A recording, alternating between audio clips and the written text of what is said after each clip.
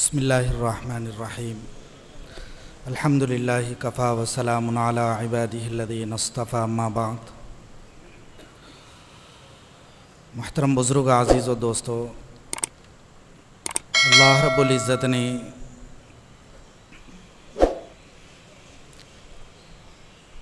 آخری نبی صلی اللہ علیہ وسلم کے بعد نبی بنانے کے سلسلے کو بند کر دیا ہے، مگر کام لینے کے سلسلے کو بند نہیں کیا ہے۔ اللہ تعالیٰ صرف نبی نہیں بنائیں گے، بس آپ نے فرمایا انا خاتم النبیین لا نبی بعدی، مگر اللہ کے انتخاب کا دروازہ کھلا رہے گا۔ حضور نے فرمایا سارے انسانوں میں سے اللہ رب العزت نے مجھے چنا ہے، ان اللہ اختارنی واختار علی اصحابی، اللہ نے مجھے بھی انسانوں میں سے منتخب کیا ہے اور میرے لیے میرے ساتھیوں اور صحابہ کو بھی منتخب کیا ہے۔ تو اللہ رب العزت کام لینے کے لیے انتخاب کرتے رہیں گے، اور اللہ نے اس کا اشارہ قرآن میں دیا ہے، اللہ یصطفی الیہ من یشاء، اللہ جس کو چاہتے ہیں کام لینے کے لیے چن لیتے ہیں، منتخب کر لیتے ہیں۔ اس لیے کام والوں کی بڑی ذمہ داری ہے کہ اللہ کی نگاہ میں اپنے آپ کو کام کے قابل بنانا۔ ایسا ہو سکتا ہے کہ کام کی نسبتوں پر قبول کر کے بھی اللہ کام سے دور کر دے۔ عجیب حدیث میں بات نقل کی گئی ہے، ان اللہ یؤید الدین بالرجل الفاسق، اللہ تعالیٰ بعض دفعہ فاسق آدمی سے بھی دین کا کام کرا لیتے ہیں۔ اس لیے کام کرنا بھی بڑی علامت نہیں ہے اس بات کی کہ ہم اللہ کی نگاہ میں مقبول بن گئے۔ خیبر کے موقع پر اللہ کے نبی نے کام والے کے بارے میں ہی کہی تھی یہ بات، جو بہت زیادہ تیزی سے آگے بڑھ رہے تھے۔ صحابہ ان کے کارنامے کو دیکھ کر تعجب کر رہے تھے، تو حضور نے فرمایا جو جہنمی آدمی کو دیکھنا چاہتا ہے تو اس آدمی کو دیکھ لے۔ حالانکہ ان کے کارنامے پر لوگ تعجب کر رہے تھے، اور وہ مسلمانوں کے ہی نمائندے بن کر آگے بڑھ رہے تھے، لیکن بعد میں ان کی تکلیف میں اضافہ ہوا تو وہ اپنے آپ کو دبا کر ختم کر لیے ہیں۔ اپنے سینے کو ایسا تیز دبایا کہ اسی میں ان کی جان نکل گئی۔ اس کے بعد ہی حضور نے یہ جملہ فرمایا تھا ابو ہریرہ سے، اے بلال سے کہا اذن یا بلال، جاؤ بلال جا کر اعلان کر دو لوگوں میں کہ بسا اوقات اللہ پاک فاسق اور فاجر آدمی سے بھی دین کا کام لے لیتے ہیں۔ اس لیے دوستو، اللہ کی نگاہ میں کام کے قابل بنانا، اللہ کے پاس ہم بارہا کہتے رہتے ہیں کہ اللہ کے پاس مال کے خزانے، چیزوں کے خزانے ہیں، ایسے ہی اللہ کے پاس عملے کے بھی خزانے ہیں۔ لیکن کام کرنے والے کو دھوکہ لگ جاتا ہے کہ میرے کرنے سے کام چل رہا ہے۔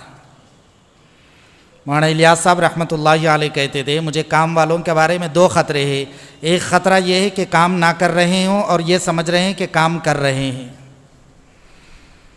دوسرا خطرہ فرمایا کہ جو کام کر رہے ہیں وہ یہ سمجھ رہے ہیں کہ ان کے کرنے سے ہو رہا ہے، حالانکہ اللہ سے ہو رہا ہے۔ جب اللہ نے اپنے نبی کی طرف کسی کام کی نسبت کو پسند نہیں کیا تو ہماری طرف کام کی نسبت کو کیسے پسند کیا جا سکتا ہے؟ اس لیے بڑی ذمہ داری ہے، بہت چوکنا رہنا پڑے گا۔ اللہ نے ہم کو ضلع کا عملہ بنایا ہے، یہاں سے ترقی کرتے ہوئے ہم عالم کا عملہ بنیں گے۔ یہ ضلع کی پہلی صفحے دوستو، مشورے کی جو صف ہوتی ہے وہ پہلی صفحے وہ ٹیڑھی ہو جاتی ہے تو آگے کی ساری صفحے ٹیڑھی ہو جاتی ہے۔ اس کام میں آگے بڑھنے کے لیے کوئی لمبی داستانیں نہیں ہیں، کوئی لمبی چیزیں نہیں ہیں۔ اس کام میں آگے بڑھنے کے لیے مولانا صاحب رحمۃ اللہ علیہ کہتے تھے دو چیزیں، قربانی اور اخلاص، یہ دو چیزیں آدمی کو آگے بڑھاتی ہے، قربانی اور اخلاص۔ نیت اچھی ہو، کام زبردست ہو۔ کام کی دو قسمیں ہیں، مقامی کام پر جم جانا اور موقع پر خروج کرتے رہنا، اور اس خروج میں ترقی ہو رہی ہو۔ خروج میں نہ تاخیر کی گنجائش ہے نہ ترک کی گنجائش ہے۔ جب تاخیر پر تنبیہ کی گئی ہے تو ترکی کر دیا جائے، چھوڑ دیا جائے تو کیا ہو جائے گا؟ اللہ کے راستے میں نکلنے سے اصل نور معرفت ملتا ہے، مقام پر آ کر جو کام کیا جاتا ہے اس نور معرفت کے بقا کا کام یہ کام کرتا ہے، مقامی کام اس نور معرفت کو بچاتا ہے۔ حضرت جی رحمۃ اللہ علیہ کہتے تھے اللہ کے راستے میں نکلنے سے نور معرفت ملتا ہے، مقام پر آ کر کام کرتے رہو گے تو اس نور کو بقا نصیب ہوگا، ورنہ وہ غائب ہو جائے گا۔ اس لیے دوستو اپنی نگرانی بہت بڑی ذمہ داری ہے، اپنی مقدار محنت کی نگرانی کی جائے کہ روز کی محنت میں اور ماہانہ سالانہ خروج میں کتنی ترقی ہو رہی ہے۔ ترقی کا نہیں ہونا اسی کو تنزلی کہتے ہیں، ترقی نہیں ہوتی ہے تو زوال شروع ہو جاتا ہے، ایک اسٹیج پر آدمی نہیں ٹھہرتا ہے۔ اس لیے اپنی نگرانی کہ ہماری کتنی ترقی ہو رہی ہے۔ مولانا سعید احمد خان صاحب مکی رحمۃ اللہ علیہ جو جماعتیں نکلتی تھی تو ان سے یہ کہتے تھے دیکھو اپنے کام کی مقدار کو بڑھا کر آنا، ورنہ تم کو کچھ نفع نہیں ہوگا، خواہ تم سینکڑوں جماعتیں نکال لو۔ یہ عہد فرماتے تھے تم بہت جماعتیں نکال لو، لیکن اگر تمہاری قربانی آنے کے بعد نہیں بڑھی، تم اپنے آپ میں ترقی کر کے نہیں آئے تو پھر تم کو کچھ فائدہ نہیں ہوگا کہ قدم آگے بڑھ رہے ہوں۔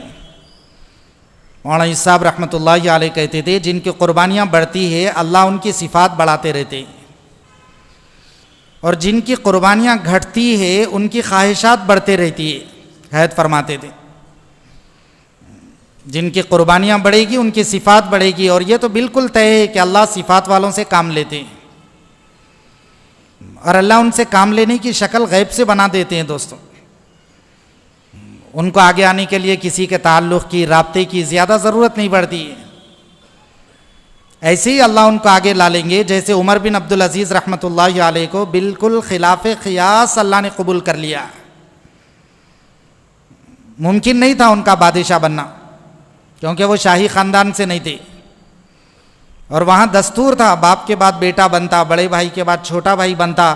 وہ جان تو دے سکتے تھے لیکن حکومت نہیں دے سکتے تھے، عرب کی عادت ہے، وہ جان دے دیتے تھے ضرورت پڑی تو، مگر حکومت نہیں دے سکتے تھے، کیونکہ ایک خاندان سے حکومت نکل گئی تو پھر کتنے سالوں بعد لوٹ کر آئے گی پھر پتہ نہیں چلتا ہے، کتنے 100 سال لگ جائیں گے آنے، تو وہ حکومت نہیں چھوڑ سکتے تھے۔ بادشاہ کا انتقال ہو رہا ہے، بیٹا بہت کم عمر ہے، رائے مشورہ چل رہا ہے کہ کیا کرنا چاہیے۔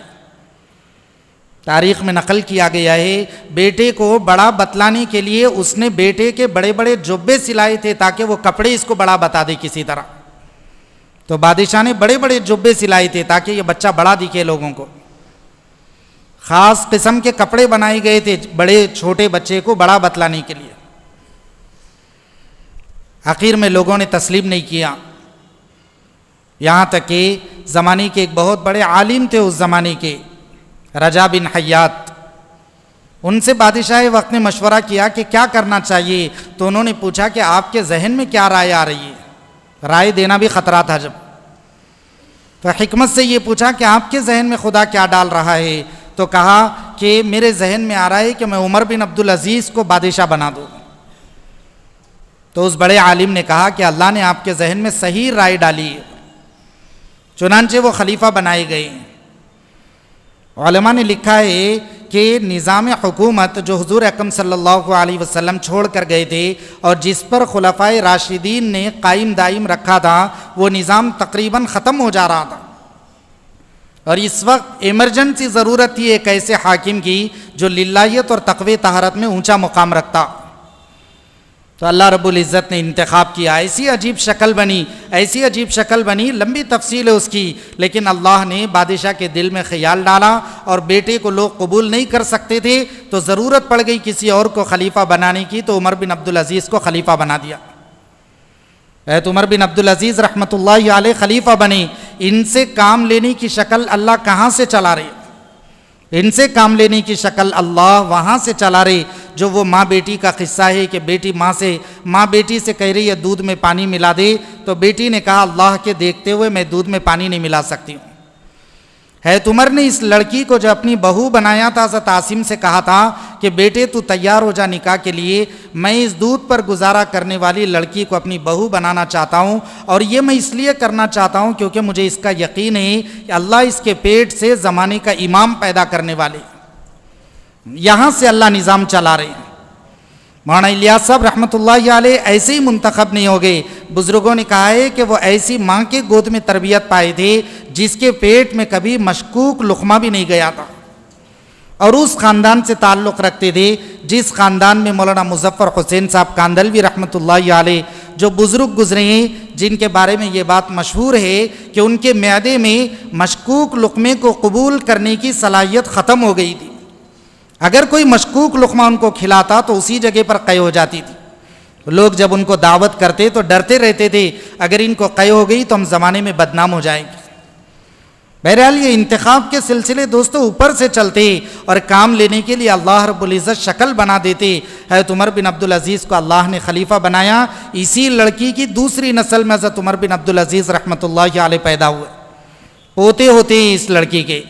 یہ جو عورت تھی جس نے یہ کہا تھا جس لڑکی نے اللہ کے دیکھتے ہوئے میں دودھ میں پانی نہیں ملا سکتی ہوں، تو اس لڑکی کے پوتے شمار ہوتے عمر بن عبدالعزیز رحمۃ اللہ علیہ جو خلیفہ بنے۔ ان کی خلافت کے بوجھ کو ایسے ویسے لوگ اٹھا نہیں سک رہے تھے، اور خفیہ طور پر کتابوں میں یہ لکھا گیا ہے کہ 2.5 سال کی خلافت کے بعد ان کے ہی قریب رہنے والوں نے ان کے کھانے میں زہر ملا کر ان کو ختم کر دیا تھا، ورنہ اللہ نے اتنا اونچا مقام و مرتبہ عمر بن عبدالعزیز رحمۃ اللہ علیہ کو دیا تھا، ان کی آمد سے ان کو عمر ثانی ان کا لقب دیا گیا ہے، اور خلافت راشدہ کا نظام جو تھا ہو بہو اسی نظام کو وہ دنیا کے اندر دوبارہ نافذ کر دیے تھے اپنی 2.5 سال کی خلافت میں، گنجائش نہیں تھی۔ یہ انتخاب ہوتا ہے دوستو کام لینے کے لیے، اللہ شکلیں بناتے۔ ہماری ذمہ داری یہ ہے کہ ہم اللہ کی نگاہ میں اپنے آپ کو قابل بنائیں، اور قابل بنانے کی شکل یہی ہے کہ آدمی مخلص بنے۔ مخلصین کے بارے میں کہا گیا ہے مصابیح الدجا تتجلی عنہم کل فتنۃ ظلما، یہ ہدایت کے چراغ ہوتے، زمانے کے بڑے بڑے فتنے اللہ پاک ان سے ختم کر دیتے۔ یہ مخلصین کا مقام بتلایا گیا، بڑے بڑے فتنے اللہ ایسے ختم کر دیتے، ایسے ختم کر دیتے پتہ بھی نہیں چلتا ہے۔ اے تمیم داری سے جب حضرت عمر نے یہ کہا تھا اے تمیم تم اٹھو اور جنگل سے جو آگ نکل کر آئی ہے وہ آگ کو تم اپنی جگہ میں پہنچا دو، اے تمیم اپنا سر جھکانے لگے، مجمع میں نیچے جھکنے لگے اور ایسا ظاہر کرنے لگے کہ یہ بات کسی اور سے کہی جا رہی۔ حضرت عمر نے کہا اے تمیم میں تمہیں سے کہہ رہا ہوں، تم جاؤ جا کر اس آگ کو جنگل کے اندر جو آگ میں ایک جنگل سے جو لاوا پٹ پڑا تھا، پتھر کی جو آگ ہوتی ہے وہ علاقوں کو تباہ کرتے ہوئے آگے بڑھ جاتی ہے، تو لاوا پھٹنے کی اطلاع ملی تو تمیم سے حضرت عمر نے کہا، تو جب حضرت عمر نے کہا نام لے کر پھر کہا تو تمیم کہنے لگے امیر المؤمنین یہ کام مجھ سے ہو نہیں سکے گا، کسی اور کو بھیجیے۔ حضرت عمر نے کہا ہم تمہارے مقام کو خوب جانتے، اللہ کے نبی نے تمہارا مقام ہم کو بتلایا ہے، تم جاؤ اللہ تم سے یہ کام لے لیں گے۔ تب اٹھ کر گئے، جب اس کام کو کرنے کے لیے مجمع میں سے اٹھے تو حضرت عمر مجلس چھوڑ کر خفیہ راستے سے اس جگہ پر ان کے پیچھے پیچھے پہنچے یہ دیکھنے کے لیے آخر اس آگ کو یہ جنگل میں کیسے پہنچانے والے۔ چنانچہ حضرت تمیم گئے اور پتھر سے پہاڑ سے جو آگ نکلی تھی اس آگ کو اپنے ہاتھ سے ڈھکیلنے لگے، ایسا ڈھکلے اندر ڈھکیلتے ڈھکیلتے اس آگ وہ جہاں سے وہ جس سوراخ سے نکلی تھی اس غار کے اندر ڈھکیلتے ڈھکیلتے خود بھی اندر چلے گئے، اندر جا کر اس کو اندر چھوڑ کر اور اندر زمین میں دفن کر کے پھر وہاں سے نکل کر چلے آئے۔ حضرت عمر دوڑ کر مجمع میں آئے، آ کر کہنے لگے میں نے وہ منظر ایمان کا دیکھا ہے کہ دیکھنے والا اور سننے والا دونوں کبھی برابر نہیں ہو سکتے۔ تو مخلصین سے دوستو ایسے کام لیے جاتے، زمانے کے چھوٹے چھوٹے فتنوں کا حل ہو جانا نہیں، یہ عذاب جو اللہ کی طرف سے آیا ہے اور بالکل کسی کے قابو میں آنے والا نہیں ہے، ایسے بڑے بڑے فتنے بھی مخلصین سے ختم کر دیے جاتے۔ بڑی ذمہ داری یہ دو چیزیں آگے بڑھنے کی، آدمی اخلاص کے اعتبار سے کمال پر پہنچا ہوا ہو، یہ اخلاص دوستو ایمان سے جڑا ہوا اور اندرونی کیفیت کو کہا جاتا ہے۔ باہر کا پروف تو لوگوں کے سامنے کیا جا سکتا ہے، زیادہ سجدے کر لے، زیادہ رکعتیں پڑھ لے یا زیادہ کوئی کام کر لے تو باہر والوں کو پروف کیا جا سکتا ہے، لیکن اندر کی کیفیت صرف اللہ اور اس کے بندے کے درمیان میں رہتی ہے۔ اس لیے نقل کیا گیا ہے اللہ رب العزت نے کہا اخلاص میرے رازوں میں سے ایک راز ہے جس کو میں اپنے مخلص بندوں کے سینے میں رکھ دیتا ہوں۔ اللہ نے اخلاص کو اپنا راز قرار دیا ہے، جیسے ہم اپنی راز کی بات کسی کے حوالے کرتے، ایسی اخلاص کو خدا نے اپنا راز قرار دیا، میں اپنا راز اپنے مخلص بندوں کے سینے میں رکھتا ہوں۔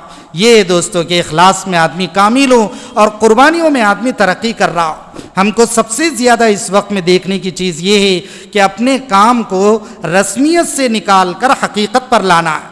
سب سے زیادہ جو کام والوں کو جو دھوکہ لگتا ہے کام میں، یہ نگرانی کرنے کا ہے کہ کام کہیں کرتے کرتے رسم تو نہیں بن جا رہا ہے کہ جیسے زمانے کے لوگوں کو بہت سارے کاموں کی عادت ہو جاتی ہے، ایسی کام والوں کو بھی کام کی عادت ہو گئی۔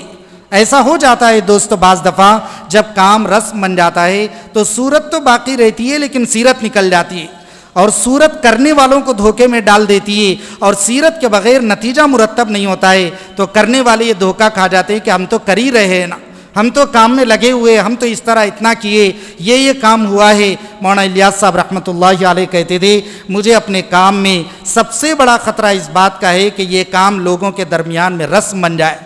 جب یہ کام رسم بن جائے گا، رسمی طور پر لوگ کرنے لگیں گے، رسمی طور پر بیٹھے، رسمی طور پر اٹھ گئے، جیسی فکر کام کو کرنے کے لیے رہنا چاہیے وہ فکر حقیقت میں دوستوں نہیں پائی جائے گی۔ جو اس کام کے لیے فکر درکار ہے، اس کام کو کرنے کے لیے اللہ رب العزت نے نبیوں کے سلسلے کو بند کر کے اس کام کی ذمہ داری ہم پر رکھی۔ اب کتنی بڑی ذمہ داری ہمارے کمزور کندھوں کے اوپر اللہ نے ڈال دیے۔ جس بوجھ کو امام الانبیاء نے نہیں اٹھایا ہے، جس بوجھ کو امام الانبیاء اٹھاتے تو ان کے کندھے جھک جاتے، ایسا بوجھ اللہ نے اس کمزور امت کے کندھوں پر ڈال دیا ہے۔ اب کتنا ڈر کر اس بوجھ کو اٹھانا پڑے گا اور کس طریقے سے اس کام میں چلنا پڑے گا، اور شرط بھی بڑی کڑوی ہے، مرنے تک چلنا ہے۔ اگر ایک دن پہلے نہیں چل سکے تو پچھلا جتنا کیا گیا وہ سب کا سب ضائع ہو جاتا ہے۔ بہت دور تک چلے لیکن ایک دن پہلے اگر گھٹنے ٹیک دیے تو پچھلا سارے کا سارا نظر انداز کر دیا جاتا ہے۔ ایسے بہت سے لوگ ہیں جنہوں نے زندگی کے آخری لمحوں میں اسلام قبول کیا اور انہی لمحوں کے اندر کام میں لگ گئے اور انہی لمحوں کے اندر وہ دنیا سے رخصت ہو گئے۔ حضرت اسیرم رضی اللہ تعالیٰ عنہ، حضرت ابو ہریرہ جب ان کا واقعہ سناتے تو ساتھیوں سے کہتے تھے، کیا تم ایک ایسے آدمی کو جانتے ہو جس نے زندگی میں ایک بھی سجدہ نہیں کیا، ایک بھی نماز نہیں پڑھی، ایک بھی روزہ نہیں رکھا، تب بھی خدا نے اس پر جنت کو واجب کر دیا؟ کیا شکل بن گئی تھی؟ جب موت کا وقت قریب آ رہا ہے ان کو تو خبر نہیں ہے، اسی دن اسلام میں داخل ہوئے۔ زندگی بھر ان کے قبیلے کے، یہ قبیلے بنی عبد الاشہل سے تعلق رکھتے تھے، ان کے قبیلے کے لوگ ان کو بہت دعوت دیتے رہے لیکن وہ ہمیشہ انکار کرتے تھے کہ نہیں، میں اسلام نہیں قبول کروں گا۔ جب احد کا معرکہ ہوا، اللہ نے دل کو بدل دیا۔ امام الانبیاء صلی اللہ علیہ وسلم کے پاس آئے، آ کر کہنے لگے مجھے کلمہ پڑھائیے، میں اسلام قبول کرنا چاہتا ہوں۔ اللہ کے نبی نے کلمہ پڑھایا، مسلمان ہو گئی۔ اس کے بعد پوچھنے لگے کہ حضور اب مجھے کام کیا کرنا ہے؟ تو اللہ کے نبی نے کہا آپ کو عبادت کا وقت تو نہیں چل رہا ہے، میدان جنگ میں اللہ کے دین کے قائم کرنے کی محنت ہو رہی ہے، اگر تم چاہتے ہو تو جا کر وہاں شریک ہو جاؤ۔ جا کر شریک ہو گئے۔ جب رات ہو گئی، سارے شہید میدان جنگ میں پڑے ہوئے تھے، تو ضابطہ اور طریقہ یہ تھا، ہر قبیلے والے اپنے قبیلے کے لوگوں کو تلاش کرتے کہ ہمارے قبیلے کے کتنے لوگ شہید ہو گئے۔ جب قبیلے بنی عبد الاشہل کے لوگ تلاش کرتے کرتے ان کے قریب پہنچے تو تعجب میں پڑ گئے کہ یہ کہاں سے آ گئے؟ کل تک ہم ان کو سمجھاتے رہے لیکن یہ ہماری بات کا انکار کرتے تھے۔ تو فوراً قبیلے والے یہ سمجھے شاید بھائیوں پر آنے والے حالات نے ان کو میدان جنگ میں اتار دیا اور یہ اسلام نہیں قبول کیے، لیکن بھائیوں کی محبت میں میدان جنگ میں اتر گئے۔ اس لیے قبیلے والوں نے پوچھا کیا تمہارے قبیلے کے حالات نے تم کو مجبور کر دیا ہے؟ تو انہوں نے کہا ہرگز نہیں، میں تو اللہ اور اللہ کے رسول کے محبت میں آیا ہوں۔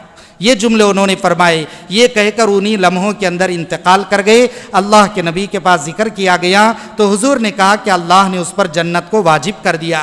یہ اتنا اونچا مقام و مرتبہ آخری وقت میں کام کیا گیا ہے۔ زندگی بھر آدمی کام میں رہا لیکن آخری وقت میں کام میں لگا ہوا نہیں تھا تو دوستو سب کا سب ادھر ادھر چلا جاتا ہے۔ اللہ کے نبی صلی اللہ علیہ وسلم سے صحابہ نے پوچھا تھا کیا چیز ہے جس نے آپ کو بوڑھا بنا دیا ہے کہ وقت سے پہلے آپ کے بال سفید ہو رہے ہیں؟ تو حضور نے جو بات فرمائی عجیب و غریب بات ہے۔ ابھی دوسرے سال میں علماء کی جو جماعت چل رہی ہے، جارڈن میں یہ جماعت اردن میں چل رہی ہے، اس کو نظام الدین سے ابھی کچھ 3-4 صفحے کا جو خط لکھا گیا محنتوں کا، اس کے اندر یہ بات لکھی گئی کہ حضور اکرم صلی اللہ علیہ وسلم سے پوچھا گیا تھا کہ آپ کو کس چیز نے بوڑھا بنا دیا ہے؟ تو حضور نے جواب میں کہا کہ اللہ نے جو کام میرے کندھوں پر ڈالا ہے اور اس کام میں جو استقامت کی شرط لگائی ہے، اس استقامت کی شرط نے مجھے بوڑھا بنا دیا ہے۔ استقامت کی شرط نے مجھے بوڑھا بنا دیا، یہ بات کہی گئی ہے، جمنے کا حکم دیا گیا ہے۔ اس لیے دوستو نگرانی کرنا ہے، اللہ امتحانات لاتے جانچنے کے لیے کہ کون کام میں صحیح چل رہے، کون کام میں صحیح نہیں چل رہے۔ آدمی کام میں صحیح نہیں چلتا ہے تو پھر بازو کرنے کی شکلیں بن جاتی ہے، اور کام کرنے والے کے لیے سب سے بڑی سزا یہ ہے کہ اس کو کام سے روک دیا جائے۔ کام والے کے لیے اس سے بڑی کوئی سزا نہیں ہو سکتی ہے۔ اللہ نے کسی کی دعا سے قبول تو کر لیا ہے، اب اپنی قبولیت کو پکا بنانا ہے اخلاص اور قربانیوں کی جان توڑ محنتوں کے ذریعے سے۔ اگر یہ شکل نہیں بنی تو چلتے چلتے راستوں میں لوگ رک جاتے۔ مولانا سعید احمد خان صاحب مکی رحمۃ اللہ علیہ فرماتے تھے، لوگ سمل کے لوگوں چلنا، ہم نے بڑے بڑوں کے قدم اکھڑتے ہوئے اس کام میں دیکھے۔ فرماتے تھے کہ ہم نے بڑے بڑوں کے قدم اکھڑتے ہوئے دیکھے، اس کام میں تم بہت سنبھل کر چلنا۔ پارے 3 کے اندر عجیب و غریب جو واقعہ نقل کیا گیا ہے آخری صفحے پر کہ جالوت کے مقابلے میں طالوت کو مسلمانوں کا امیر بنایا گیا، دونوں کا آپس میں مقابلہ ہو رہا تھا۔ داؤد علیہ السلام کا واقعہ ہے، جب یہ مسلمانوں کی جماعت راستے میں آگے بڑھی تو آگے بڑھنے کے بعد اللہ نے ان کے لیے ایک امتحان لایا۔ امتحان کیا تھا؟ تو اللہ نے کہا کہ راستے میں ایک نہر آئے گی، اگر اس نہر سے کوئی پانی پی لیں گے تو وہ پھر اس امیر کے ساتھ آگے چل نہیں سکیں گے، اور جو نہیں پئیں گے وہ سلامتی کے ساتھ آگے میدان جنگ میں اتر سکیں گے۔ اللہ نے یہ شرط خود لگائی۔ آخر یہ شرط کیوں لگائی؟ ایسا بھی ہو سکتا تھا جن کو روکنا ہے خدا پہلے ہی روک دیتے، ان کو قبول ہی نہ کرتے، لیکن ایسا نہیں کیا۔ قبول کرنے کے بعد، کام میں چلانے کے بعد، آگے بڑھ جانے کے بعد راستے میں اللہ نے امتحان لایا۔ آگے بتایا کہ ایک نہر آ رہی ہے، تمہارے لشکر میں سے جو بھی اس نہر کا پانی پی لیں گے وہ کام سے محروم کر دیے جائیں گے، اور جو اپنی پیاس پر کنٹرول کر کے آگے بڑھ جائیں گے ان کو کام کے لیے میدان جنگ میں اتارا جائے گا۔ اللہ نے یہ کڑوی شرط لگائی، چنانچہ لوگ آگے بڑھے تو جیسی شرط لگائی گئی تھی لوگ اس شرط پر ٹک نہیں سکے۔ اکثر لوگوں نے جی بھر کر پیاس کی شدت میں پانی پی لیا تو وہیں سے ان لوگوں کا رشتہ الگ کر دیا گیا۔ جنہوں نے پانی پیا تو امیر نے کہہ دیا کہ تم الگ ہو جاؤ، اب تم ہمارے ساتھ چلنے کے لائق نہیں رہے، اور جو تھوڑے لوگ پیاس کی شدت پر کنٹرول کر رہے تھے ان کو لے کر طالوت آگے بڑھ گئے۔ مفسرین نے اس حکمت کے اندر نیچے نقل کیا ہے، اللہ نے ان کو کام پر قبول تو کیا تھا، لیکن جب یہ کام پر کھڑے نہیں اترے تو اللہ نے ان کو درمیان میں اس لیے روکا۔ اللہ چاہتے تو ان کو میدان جنگ میں بھی اتار سکتے تھے، لیکن اللہ نے ان کو اس لیے نہیں اتارا۔ اگر یہ میدان جنگ چھوڑ کر بھاگتے تو مخلصین کے قدم اکھڑنے یا ان کی ہمتوں کے کم ہونے کا یہ سبب بن سکتے تھے، اس لیے اللہ نے پہلے ہی امتحان لایا اور پہلے ہی امتحان لا کر ان کے قدم اکھاڑ دیے۔ قرآن میں ایسے عجیب واقعات بہت نقل کیے دوستو۔ مشہور واقعے میں ہم خوب جانتے ہیں، مشہور واقعات موسیٰ علیہ السلام کوہ طور پر جب تورات کی تختیاں لینے کے لیے گئے اور اپنے بھائی ہارون کو ذمہ دار بنایا، لیکن سامری نے ایک بچڑا بنایا، بت بنا کر بت کی عبادت کے اندر لگ گیا۔ وقت گزرتے ایک واقعہ پیش آیا کہ ان کی قوم کے لوگوں نے کہا ہم کیسے مانیں کہ یہ تختیاں اللہ نے دی، ہم یقین نہیں کرتے جب تک کہ ہم کو پتہ نہ چل جائے۔ حضرت موسیٰ نے جب اللہ سے کہا تو اللہ نے کہا تمہاری قوم کے 70 سرداروں کو لے کر کوہ طور پر آنا، ہم ان کو بتائیں گے کہ یہ کتاب ہم نے دی۔ چنانچہ 70 سرداروں کا انتخاب کیا، کوہ طور پر لے کر گئے۔ اللہ نے فضاؤں کے اندر آواز آئی، اللہ فرما رہے کہ یہ میں نے کتاب دی اور یہ میری کتاب ہے۔ اللہ نے ان لوگوں کو یقین دلانے کے لیے براہ راست ان سے کلام کیا، لیکن جب ان کے کان میں خدا کی آواز پڑی تو وہ جواب میں کہنے لگے ہمیں کیسا پتا چلے کہ یہ آواز خدا کی ہے، ہو سکتا ہے کہ یہ کوئی اور ہو، جب تک ہم دیکھ نہیں لیں گے اس وقت تک یقین نہیں کریں گے۔ چونکہ نگاہ میں دنیا کی نگاہ سے علماء سے مسئلہ پوچھے کہ دنیا کی نگاہ میں اللہ نے کسی کو خدا کو دیکھنے کی صلاحیت نہیں دی، کسی نے نہیں دیکھا ہے زمین پر، کسی نے نہیں دیکھا ہے، دیدار الہی آخرت میں ہونے والا ہے۔ جیسی انہوں نے یہ شرط رکھی تو یہ شرط چونکہ ناممکن تھی، اس لیے ان کو ایک چیخ نے آ کر پکڑ لیا، 70 کے 70 لوگ وہیں پر گر کر مر گئے۔ آپ اندازہ لگائے ظاہری سبب جو بھی بنا، تفسیر میں یہ جزیہ معارف القرآن میں لکھا ہوا ہے کہ اللہ نے ان کو کیوں ختم کیا، کیا ان کی یہ شرط ہی کی وجہ سے ختم کیا؟ تو ان کے ختم کرنے کی وجوہات میں نقل کیا گیا، جب سامری نے بچڑا بنا کر لوگوں کو بت کی دعوت دے رہا تھا تو اس وقت کے اندر انہوں نے اس بچڑے کی پوجا تو نہیں کی تھی، عبادت تو نہیں کی تھی، لیکن یہ لوگ ان لوگوں کو عبادت کرنے سے روکتے نہیں تھے، اس جرم کی وجہ سے اللہ نے ان کی پکڑ کر لی۔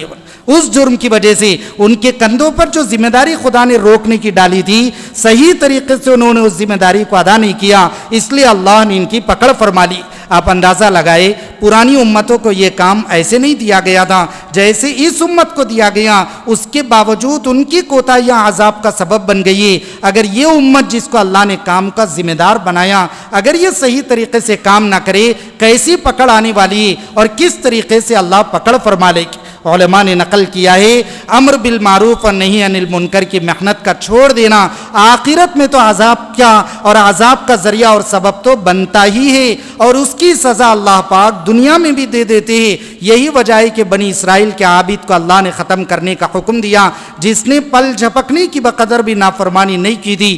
جبرائیل کو اعتراض ہونے لگا تو اللہ نے اس عابد کی جو علت اور وجہ بتلائی وہ یہی فَإِنَّ وَجْهَهُ لَمْ يَتَمَعَّرْ فِيَّ سَاعَةً قَطُّ، اے جبرائیل بے دینی کو دیکھ کر اس کے چہرے پر شکن نہیں آیا، یہی اس کا بہت بڑا جرم ہے، لہذا اس کو بھی الٹ دو اور اس کے ساتھ اس بستی کو بھی الٹ دو۔ جس امت کو خدا نے کام ویسے نہیں دیا تھا تو اتنی پکڑ کام پر فرما لی، یہ امت کو اللہ نے خیر امت کہہ کر کام دیا۔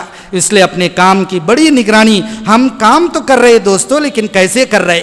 کیا یہ کام ہمارا کافی ہے؟ یہ کام جتنی ضرورت ہے اتنا کیا جا رہا ہے؟ اس علاقے کے اندر اللہ نے آپ حضرات سے بہت کام لیا ہے، یہاں کا کام دیکھ کر لوگوں کو تعجب ہوتا ہے آنے والی جماعتوں کو کہ کتنی تیزی سے یہاں پر کام ہو رہا ہے۔ یہاں سے لے کر نظام الدین تک اس علاقے کی شہرت اللہ نے رکھی ہے کہ اس علاقے کے لوگوں کو ہر زمانے میں اللہ نے بہت قبول کیا ہے۔ اس صوبے کے اندر بھی اللہ نے صف اول کے اندر اس علاقے کو رکھا ہے، لیکن سیرت سے جو جزئیے کا پتہ چلتا ہے وہ یہ ہے جو کام ہو گیا وہ کام تو ہو چکا ہے، اس سے نظریں پھیر لی جائے۔ اخلاص کا تقاضا ہے جو کام ہو گیا اس کا ذکر نہ کیا جائے، بلکہ ذمہ داری یہ ہے جو کام باقی ہے اس کے بارے میں سوچا جائے۔ جو کام بچ گیا، اللہ کے نبی صلی اللہ علیہ وسلم سے اللہ نے کہا تھا اگر آپ چاہے تو آپ کی آدھی امت کو بغیر حساب کتاب کے جنت میں داخل کر دے۔ حضور نے فوراً سوال کیا میری باقی امت کا کیا ہونے والا ہے؟ باقی پر نگاہ رکھنا یہ سیرت کا خاصہ بتلایا گیا ہے۔ باقی کام کے سلسلے میں ایک آدمی کا اسلام سے نکلنا، 1,00,000 لوگوں کا نکلنا، دونوں ہمارے لیے برابر کی حیثیت رکھتے ہیں۔ ایک آدمی بھی زمین پر اہمیت کا حامل ہے، اس لیے محنتوں کو بڑھانا، قربانیوں میں اضافہ کرنا رسمی طور پر دوستو کام کرنے سے کام نہیں چلتا ہے۔ ہم اپنی مقدار محنت کا جائزہ لیں، کتنے سال کام کرتے کرتے گزر گئے، کتنے سالوں میں کتنا اضافہ ہوا ہے، پرسنٹیج کے اعتبار سے خروج کتنا بڑا، مقامی محنت کتنی بڑی۔ جب ہم آگے نہیں بڑھیں گے تو پیچھے کی طرف چلے جائیں گے۔ مولانا صاحب رحمۃ اللہ علیہ کہتے تھے محنت اور کوشش کر کے اگر تم نے ایک قدم آگے نہیں بڑھایا تو سمجھ لینا تم ایک قدم ضرور پیچھے گر جاؤ گے۔ جو آگے نہیں بڑھتے تو وہ پیچھے گر جاتے، اور اگر خروج تو چل رہا ہے لیکن مقامی کام نہیں چل رہا ہے تو سمجھنا چاہیے جس کے قدم مقامی کام پر نہیں جمتے ہیں وہ ساتھی پرانے ہونے کے باوجود تھوڑے دن کے بعد وہ نئے ساتھی بن جاتے، نئے ساتھیوں میں ان کا شمار ہو جاتا ہے جن کا مقامی کام چھوٹ جاتا ہے۔ اس لیے دوستو مقدار محنت کو بڑھانا، یہ زمانہ فتنوں کا زمانہ چل رہا ہے، روز مرہ ایک ایک عذاب اللہ کا متوجہ، ایک مسئلے سے فارغ ہوتے نہیں دوسرا وجود میں آ جاتا ہے، انفرادی سے فارغ نہیں ہو اجتماعی آ گیا، زمینی حکومت کے عذاب سے فارغ نہیں ہوتے، آسمان سے ایک عذاب نازل ہو جاتا ہے۔ کس کس کے مسئلے کو حل کیا جائے؟ سارے مسائل کا حل کام کرنے والے کام کی مقدار کے بڑھانے میں سمجھتے۔ کام کرنے والوں کا یہ 100% یقین ہونا چاہیے، مقدار محنت کو بڑھانا یہ 100% مسائل کا حل بنتا ہے۔ مولانا صاحب رحمۃ اللہ علیہ جب ہندوستان کے 2 ٹکڑے ہو گئے، حالات بہت ٹیڑے چل رہے تھے، تو ان فتنوں کو حل کرنے کے لیے 4 پیدل جماعتیں چلائی تھی، مشرق مغرب شمال جنوب، 4 سمتوں کے اندر جماعتوں کو چلا کر کہا تھا جتنی تیزی سے تمہارے قدم اٹھیں گے اتنا جلدی اس ملک کے فتنے کو اللہ تمہارے قدموں کے نیچے کچل دے گی۔ یہ راستہ بتلایا اللہ کی مدد کو لینے کا سب سے بڑا ضابطہ مقدار محنت کو بڑھا لینا ہے۔ مقدار محنت کو بڑھانا یہ سب سے مضبوط سبب ہے زمین پر کہ اللہ کی مدد ہماری طرف متوجہ ہو سکتی ہے۔ خطبے کے اندر یہ جو جملے کہے جاتے عجیب و غریب جملے، اللہم منصر من نصر دین محمد، اے اللہ تو شخص کی مدد فرما جو تیرے دین کی مدد کرتا ہے، جو تیرے دین کو آباد کرتا ہے، اور اسے تو برباد کر دے جو تیرے دین کو برباد کرتا ہے۔ مولانا الیاس صاحب رحمۃ اللہ علیہ خطبے کے اندر بیٹھے ہوئے، جمعہ کا دن ہے، جب خطیب نے یہ خطبہ پڑھا اور خطبے کے اندر یہ جملے کہے تو حضرت نے چلا کر کہا، ارے خطیب صاحب اور ایک جملہ آگے بڑھا لو، وَلَا تَجْعَلْنَا مَعَهُمْ، اللہ ہم کو دین کے برباد کرنے والوں میں سے نہ بنائے۔ اسی وقت سے یہ جملہ خطبے میں بڑھایا گیا نظام الدین میں۔ ابھی گزشتہ شیمائی مشورے میں حضرت بتائے تھے کہ اسی وقت سے خطبے کے اندر یہ جملہ بڑھایا گیا، اے اللہ ہم کو دین کے آباد کرنے والوں میں سے بنانا اور دین کے برباد کرنے والوں میں سے مت بنانا۔ اس کے بعد حضرت نے مجمع کو جمع کر کے خطیب صاحب سے کہا، جانتے ہو دین کو برباد کرنا کیا ہے؟ تو اس کے بعد حضرت نے کہا، دین کی محنت کو چھوڑ دینا یہی دین کو برباد کرنا ہے۔ تو مجمع میں جو آدمی دین کی محنت چھوڑا ہوا ہے وہ اپنے آپ کی بربادی کی بد دعا کر رہا ہے۔ وہ یہ کہہ رہا ہے کہ اللہ مجھے برباد کر دے کیونکہ میں نے دین کو برباد کیا ہے۔ دین کی محنت کو چھوڑ دینا یہ دین کو برباد کرنا ہے، اور دین کی محنت کرنا یہ دین کا مدد اور یہ دین کو آباد کرنا بتلایا گیا ہے۔ نظام الدین میں سیمائی مشورے میں کارگزاری سنائی تھی۔ مولانا سعید احمد خان صاحب مکی رحمۃ اللہ علیہ جماعت لے کر اردن گئے تھے، 30,000 صحابہ کی قبریں وہاں پر موجود ہے۔ اس علاقے کی بھی جماعتیں گئی ہوگی، حضرت عبداللہ بن رواحہ کی مزار بھی وہاں موجود ہے، ساتھی مزار کی زیارت کرنے کے لیے گئے۔ جب رات میں لیٹ کر آرام کرنے لگی تو خواب میں ایک صحابی، خواب میں ایک ساتھی کو حضرت عبداللہ بن رواحہ کی زیارت ہوئی۔ دو جملے انہوں نے کہے، ایک تسلی کا ہے اور ایک تربیت کا ہے۔ حضرت عبداللہ بن رواحہ نے خواب میں اس ساتھی سے کہا کہ جو کام لے کر تم یہاں پر آئے ہو یہ کام کوئی نیا نہیں ہے، یہ کام وہی ہے جس کام کو لے کر ہم مدینے سے یہاں چلے آئے تھے۔ کام کی تائید فرمائی۔ اس کے بعد دوسرا تربیت کا جملہ فرمایا اور یہ کہا، لیکن آج اگر ہمارے ساتھیوں میں سے اور نبی کے صحابہ میں سے ایک آدمی بھی زندہ رہتا تو یہ دین ایسے نہیں اجڑ جاتا جیسے تمہارے ہوتے ہوئے یہ دین اجڑ گیا ہے۔ کیا نظام دوستو زمانے میں چل رہا ہے۔ مولانا صاحب رحمۃ اللہ علیہ کہتے تھے، تم حلال کمانے کے فضائل بیان کرتے ہو اور عبادت کہتے ہو کہ حلال کمانا عبادت ہے، اللہ نے اس پر ثواب رکھا ہے۔ حضرت فرماتے تھے جس وقت میں یہ امت ارتداد کے دہانے پر ٹھہری ہوئی ہو اور تم حلال کمانے کو اس وقت میں عبادت سمجھ رہے ہو تو اس وقت میں تمہارا حلال کمانا عبادت نہیں بلکہ اس وقت میں تمہارا حلال کمانا حرام بن جائے گا۔ حضرت یہ فرماتے تھے امت ارتداد کے دہانے پر ٹھہری ہوئی، چاروں طرف کا گاؤں کا کمزوریوں کا اگر ماحول دیکھیں گے، کیسی تیزی سے لوگ شہروں میں ایمان سے نکل جا رہے، ایسے فتنے عجیب و غریب آستین کے سانپ بن کر ایسے حملہ امت پر کر رہے ہیں، دوستو اندازہ نہیں لگا سکتے۔ فتنوں کے زمانے میں جو صدیق اکبر کی سنت ہے کہ 5 قسم کے فتنے امام الانبیاء کے انتقال پر وجود میں آئے، نبوت کا دعویٰ بھی ہو رہا ہے، صحابہ میں کمزوری بھی آ رہی ہے، رائوں میں اختلاف بھی ہو رہا ہے، لوگ زکوٰۃ سے انکار بھی کر رہے ہیں اور بڑی جمعیت مرتد بھی ہو گئی ہے۔ یہ 5 قسم کے فتنے وجود میں آئے، ان 5 کا حل صدیق نے اس میں سمجھا کہ اسامہ بن زید کی جماعت کو دوڑایا جائے، یہ جماعت جتنی تیزی سے دوڑے گی اتنا جلدی یہ 5 قسم کے فتنے کو خدا ختم کر دیں گے اور یہ مسلمانوں کی حفاظت کا انتظام کر دے گی۔ جب دین غیر محفوظ ہوگا تو مسلمان کبھی محفوظ نہیں ہو سکتے۔ مسلمانوں کی حفاظت دین کی حفاظت میں، اگر اس زمین پر دین کمزور ہو جائے گا تو مسلمان لازماً کمزور ہو جائیں گے۔ مولانا صاحب رحمۃ اللہ علیہ کہتے تھے جب امت دین کی محنت چھوڑ دے گی تو زمانے میں اجنبی بن جائے گی اور خدا غیروں کو ان کے سروں پر مسلط کر دیں گے اور انہیں پتہ بھی نہیں چلے گا کہ حالات کیسے آ جائے گی۔ پرانے زمانے میں مولانا صاحب رحمۃ اللہ علیہ کہتے تھے لوگوں اس وقت میں خوشی سے بوریا بستر لے کر نکلو، اللہ کے راستے میں دیر دور کا سفر کرو، ورنہ اگر تم آج نہیں نکلو گے ایک زمانہ آئے گا کہ ملک سے نکالے جاؤ گے اور اس وقت سوائے افسوس کہ تمہارے پاس کوئی بھی چیز باقی نہیں رہی۔ حالات ہم کو کیا بتا رہے، اگر اس وقت میں ہم پرانے ساتھی کتنے 4 ماہ لگائے ہوئے، کتنے اونچے مقامات طے کیے ہوئے، لیکن اس وقت کا تقاضا مقدار محنت کو ایسے بڑھانا جیسے انس بن نضر نے میدان جنگ میں بڑھایا تھا۔ میدان جنگ میں اترے اور سعد پر نظر پڑی، سعد بن معاذ پر، تو سعد سے کہنے لگے انس سعد تم کہاں جا رہے ہو؟ جنت کی خوشبو تو مجھے اس پہاڑ سے آ رہی ہے، تمہیں جانا ہو تو جاؤ، میں تو آگے بڑھ جاؤں۔ آگے بڑھ کر جب شہید ہوئے ان کو تحقیق کی گئی، سارے لوگوں نے غور کیا جسم پہ کوئی ذرہ ایسا نہیں بچا تھا جس سے ان کی صورت پہچانی جائے اور انس بن نضر کا نام معلوم کیا جائے، کوئی شکل نہیں بچی پہچاننے کی۔ سب لوگ عاجز آ گئے کہ آخر یہ کس کا جنازہ ہے اور یہ کون شہید پڑا ہوا ہے۔ آخر میں جب کوئی نہیں پہچان سکا تو انس بن نضر کی بہن آئی اور انگلی کے پوروے پر ایک بچپن کی نشانی تھی، بچپن کی نشانی دیکھ کر پہچان کر بہن نے کہا یہ میرا بھائی انس نصب نظر، جسم پر ایک ذرہ نہیں بچا تھا، تلواروں نے جسم کے ہر حصے کو چھنی کر دیا تھا۔ یہ قربانیاں دوستو صحابہ نے دیے۔ اللہ کے نبی نے سعد بن ربی کو، حضرت سعد بن ربی کی قبر لانے غزوہ احد میں زید بن ثابت کو روانہ کیا تھا۔ میدان جنگ میں جا کر تلاش کرو، اگر تم کو سعد بن ربی زندہ ملے تو میرا سلام عرض کر دینا اور حال پوچھنا کہ اس وقت تم کیا حال محسوس کر رہے ہو۔ زید بن ثابت دوڑتے ہوئے میدان جنگ میں گئے تو کونے میں سعد بن ربی کو دیکھا کہ بالکل آخری سانسیں لے رہے،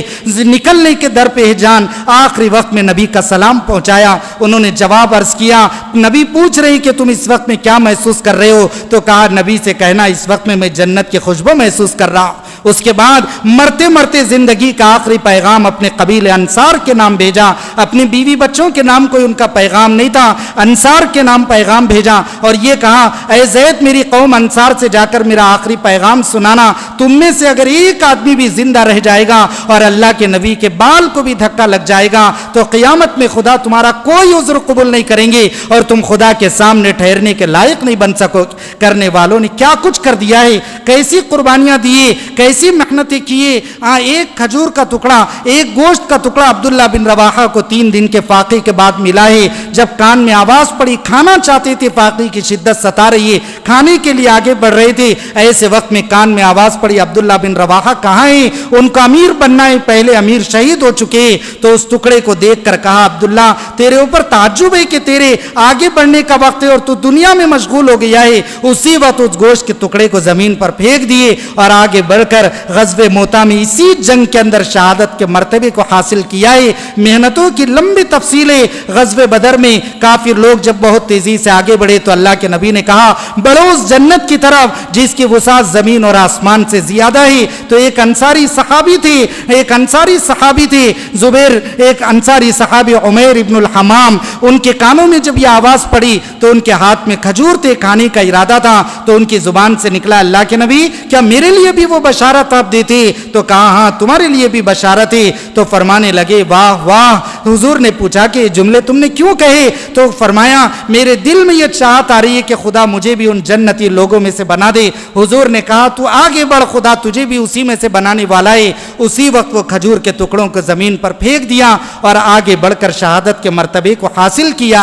حضور اکرم صلی اللہ علیہ وسلم نے غزوہ احد میں اسامہ بن زید کو روک دیا تھا، کم عمری کی وجہ سے تم نہیں چل سکتے ہو۔ اتنا روئے کہ آنکھیں سوج گئی تھی۔ خندق کا موقع آیا تو تب بھی کم عمر تھے، مجمع میں پیچھے کھڑے ہو کر اٹھ کر دیکھ رہے تھے۔ اللہ کے نبی کو یاد آیا احد میں روک دیا جانا ان پر بہت گراں گزر گیا تھا، اس لیے بہتر ہے کہ ان کو اجازت دے دی جائے۔ پہلی مرتبہ جب میدان جنگ میں اترے، جتنی ہاتھ کی تلوار تھی اتنا ہی جسم کا خط تھا۔ 15 سال کی عمر میں جان دینے کے لیے پہلی مرتبہ اترے۔ اللہ نے دوستو کام لیا ہے، کون نہیں جانتا ہے ابو سفیان کو اسلام کے خلاف اتنے کارنامے انجام دیے، لیکن جب خدا نے اسلام کی توفیق دی، جنگ یرموک میں مسلمانوں کو مغلوب اور مسلمانوں کو کمزوری اور پسپائی حاصل ہو رہی تھی، ایسے وقت میں اکیلے آگے بڑھ گئے اور آگے بڑھ کر مسلمانوں سے خطاب کر کے کہا تم میں سے کوئی ہے جو میرے ہاتھ پر موت کی بیعت کرنا چاہتا ہے؟ تو 400 صحابہ نکل کر سامنے آ گئے،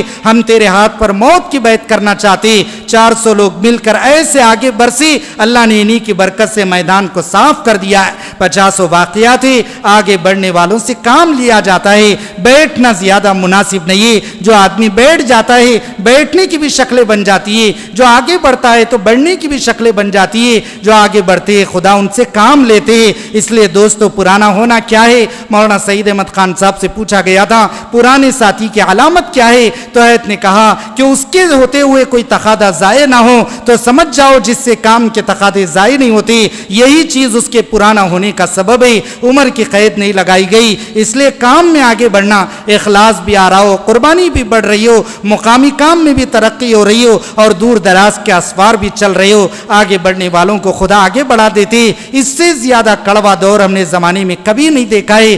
گزشتہ سماہی مشورے میں نظام الدین میں اسی وقت دلی کے اندر حالات بگڑ گئے تھے اور جہاں مرکز ہے، مرکز کے سامنے کی ساری دکانیں بند کرا دی گئی رات کے وقت میں، اور ایسا عجیب و غریب ماحول تھا، ایک کاڑی لینے کے لیے بھی مرکز سے باہر نہیں نکل سک رہے تھے۔ میں خود جوڑ میں موجود تھا، بہت سارے ساتھی بالکل بے چین تھے۔ جب صبح فجر کا بیان ہوا، فجر کے بیان میں حضرت نے کہا کہ پوری رات لوگ مجھے آ کر سناتے رہے کہ ایسا حال ہو گیا، ایسا حال ہو گیا۔ میں سوچتا رہا کہ ایسا کیوں ہو رہا ہے، تو مجھے مولانا یوسف صاحب کی وہی بات یاد آئی۔ حضرت فرماتی تھی جب یہ امت دین کی محنت چھوڑ دے گی تو زمانے میں اجنبی اور کمزور ہو جائے گی، اور خدا غیروں کو ان کے سروں کے اوپر مسلط کر دیں گے۔ اس کے علاوہ ترقی کا، غلبے کا کوئی شکل نہیں۔ مولانا سعید احمد خان صاحب رحمۃ اللہ علیہ کہتے تھے کام والے تو وہ ہوتے جو 100% مسائل کا حل کام میں سمجھتے ہیں۔ اگر کام میں قدم ہمارے آگے بڑھیں گے، ہم علاقے کی پہلی صفے دوستو اگر ہم صحیح چلتے پورے علاقے کے نظام میں تبدیلی آ جاتی ہے۔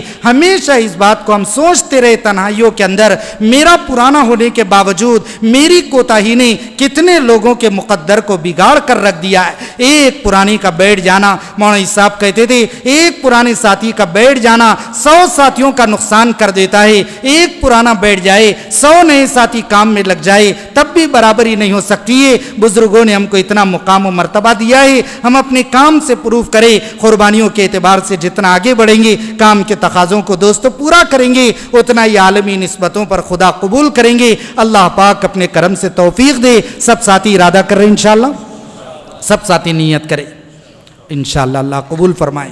تشکیل کر لے، تھوڑی کچھ بیرون کی تشکیل ہو جائے بہتر رہے گا۔ پرانے ساتھی ہیں، 2 ماہ بیرون کے لیے مستورات کی، اور ایسے ہی بیرون کے تقاضوں پر بتاؤ دوستو۔ ہاں نظام الدین 2 ماہ کے لیے